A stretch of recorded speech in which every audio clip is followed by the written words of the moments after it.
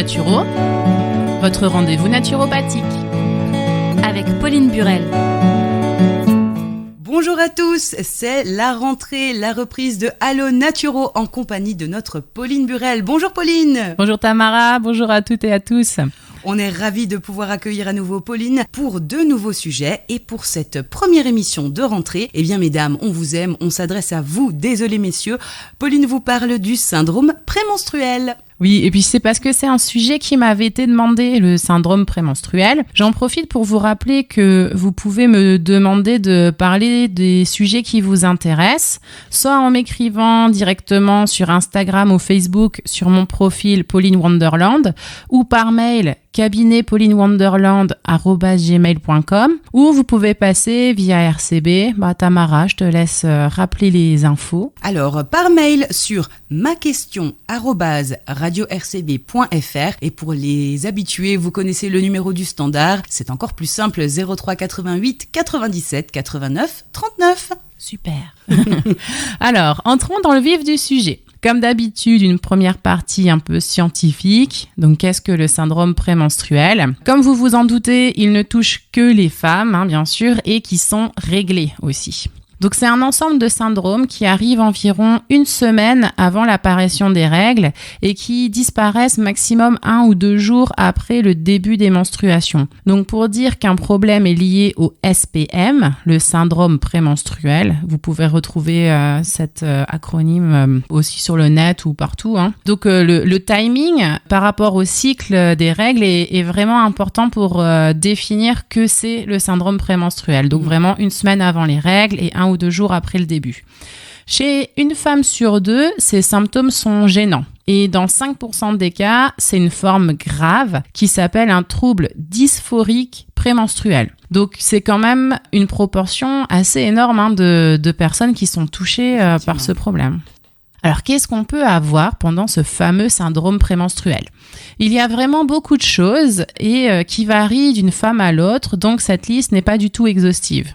On peut avoir des douleurs dans le ventre, dans le dos, des ballonnements, des crampes, des constipations, des nausées, des tensions, des douleurs au niveau des seins, des œdèmes, une prise de poids qui est transitoire normalement, des maux de tête, de l'acné, on peut avoir faim ou des envies alimentaires diverses. On peut être fatigué, avoir des insomnies, des difficultés de concentration, des vertiges. Et aussi au niveau des émotions, du psychique, il y a la tristesse, la colère, l'irritabilité, l'impatience, l'anxiété et même la dépression. Voilà un joli package, c'est à prendre dans son ensemble. Et du coup, Pauline, quelle est la cause du syndrome prémenstruel et pourquoi ça touche certaines femmes et pas d'autres ? Alors la cause du syndrome prémenstruel, c'est la variation des hormones et plus précisément des œstrogènes et de la progestérone. Pourquoi est-ce que ça touche certaines femmes et pas d'autres ? Malheureusement, il y a déjà un côté héréditaire, donc pas de chance, terrain familial. Et après, ce qui va se rajouter, c'est notre hygiène de vie qui va jouer sur ce syndrome prémenstruel. Parce que certains symptômes sont exacerbés selon notre alimentation ou éventuellement nos carences.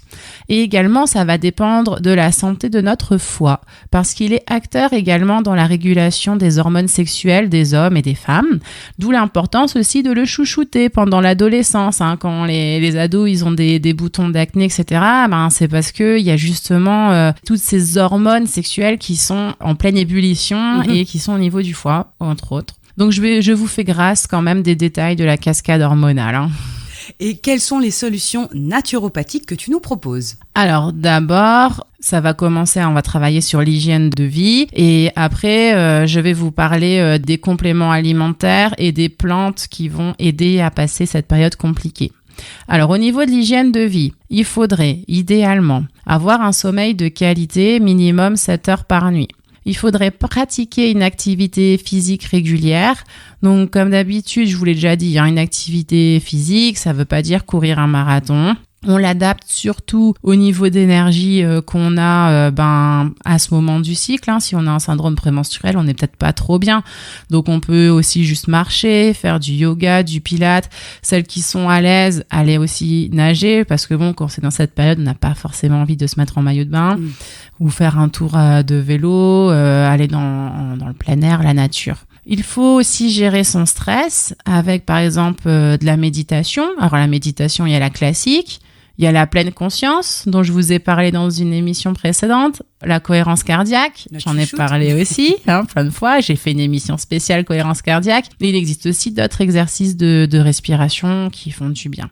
Au niveau alimentaire, on limite le sel à cause des œdèmes, on limite le sucre, la caféine, l'alcool qui vont être excitants, pro-inflammatoires, tous les produits industriels à cause des graisses qu'on appelle trans, donc je vous en avais parlé dans le bon gras, le mauvais gras, les émissions. On évite aussi les sodas qui sont des bombes sucrées et qui n'ont aucun nutriment. On va augmenter les fruits, les légumes, les légumineuses, lentilles, pois chiches, haricots rouges, tout ça. Les céréales complètes. Alors quand on parle de complet, c'est bio. Parce que sinon, il y a les pesticides.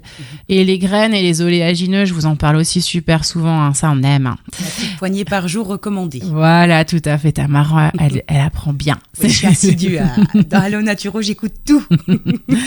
Et alors, ce qu'il y a aussi, c'est l'ail, qui est antioxydant, qui est anti-inflammatoire. Bon, alors, il faudrait idéalement 400 mg d'ail séché par jour. Alors, c'est pas évident d'en manger autant. Sinon, ça existe aussi en gélule. Au niveau des compléments alimentaires, ce qui est intéressant, ce sont les oméga 3. Je vous en ai déjà parlé aussi. Donc, c'est le bon gras anti-inflammatoire. Si vous voulez plus de détails, vous pouvez réécouter donc l'émission sur le bon gras dont je vous ai parlé. Il faudrait idéalement 500 à 2000 mg par jour d'oméga 3. Alors, les sources naturelles, c'est les noix de Grenoble, les classiques, minimum 5 noix par jour. Les petits poissons gras. Alors, les poissons gras, il y a le thon, le saumon qui sont gros et les petits maquereaux, sardines, des choses comme ça. Alors pourquoi on dit les petits ? Parce que les gros, ils sont chargés en métaux lourds. Donc les gros aussi, ils sont bons au niveau du gras, mais il faut pas en manger trop, sinon on a trop de métaux lourds. Ensuite, il faut augmenter son magnésium. Alors là aussi, je vous avais fait une émission spéciale dessus pour bien choisir son complément en magnésium. Donc, je vous rappelle de préférence un bisglycinate ou un citrate de magnésium qui sont bien absorbés pour avoir un effet général sur tout le corps, contrairement aux oxydes de magnésium ou au magnésium marin qui vont avoir un effet plutôt au niveau de l'intestin. Donc, risque aussi, si on en prend trop, d'avoir des petits désagréments au niveau intestinal. Pour le magnésium, c'est de l'ordre de 200 à 300 mg par jour, minimum. Ensuite, pour le calcium, des études ont montré que les femmes qui souffrent de syndrome prémenstruel sont en général en carence de calcium. Donc, il faudrait 500 à 1200 mg par jour. Alors, je vous donne la liste, je vous ai pas fait pour chacun toutes les sources alimentaires et tous les compléments, etc. C'est trop spécifique. Après, je pourrais peut-être vous faire une émission, par exemple, sur le calcium, ça pourrait être intéressant, mais j'en ai parlé dans l'émission sur l'ostéoporose aussi. Tout à fait. On a la vitamine B6 pour diminuer les symptômes dépressifs. Il faudrait 50 à 100 mg par jour. La vitamine B1 pour tous les syndromes en général, 100 à 200 mg par jour. Les vitamines B, on en trouve notamment dans la levure de bière aussi. La vitamine D, donc celle-là on la connaît bien, c'est plutôt pour la sphère mentale ici, c'est de 1000 à 5000 unités par jour, et la vitamine E qui est un puissant antioxydant, une dose de 100 mg par jour à peu près. Donc ça c'était plutôt pour le côté carence. Après vraiment le plus simple pour avoir un peu tout ça, c'est de prendre un complexe multivitamines et minéraux qui va couvrir un petit peu l'ensemble et qu'on va prendre à l'approche de l'arrivée des règles. Et en général, par contre, il y a juste les oméga 3 qui sont rarement inclus dans ces mélanges. Donc, soit vous les prenez avec les sources alimentaires, soit vous les prenez avec un autre complément. Ouais, voilà. Et alors maintenant, pour les plantes qui peuvent aider, donc il y a le gâtillier. C'est vraiment la plante classique de première intention pour le syndrome prémenstruel. Par contre, il faut le prendre parfois pendant plusieurs cycles pour que ça agisse. Donc, on va le prendre en continu pour avoir vraiment l'effet attendu. Et il faut une dose de 20 à 40 mg par jour d'un extrait standardisé. Donc, quand je vous dis ça, ça va être des poudres en gélule.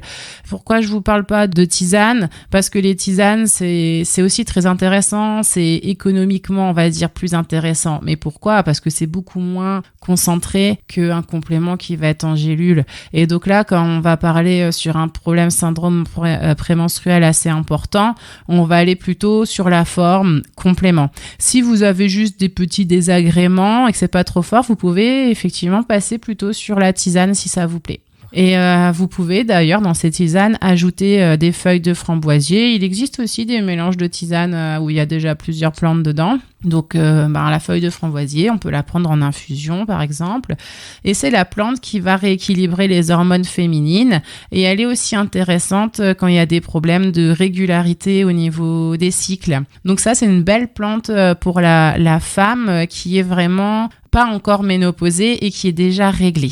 D'accord, donc elle peut aider tant sur la régulation que sur les douleurs. Voilà, donc je vous ai donné quelques pistes et j'espère que ça pourra aider des femmes à mieux gérer ce syndrome prémenstruel. Merci Pauline pour toutes ces informations. Bien sûr, vous pouvez réécouter le podcast sur le site www.radio-rcb.fr, sans oublier la page Facebook de Pauline, Pauline Wonderland. Donc en attendant, bonne période à toutes. Prenez soin de vous et on revient vers vous la semaine prochaine pour un nouveau sujet. À la semaine prochaine Pauline. Au revoir. Allo Naturo avec Pauline Burel, c'est tous les mardis à 13h sur RCB et sur www.radio-rcb.fr. RCB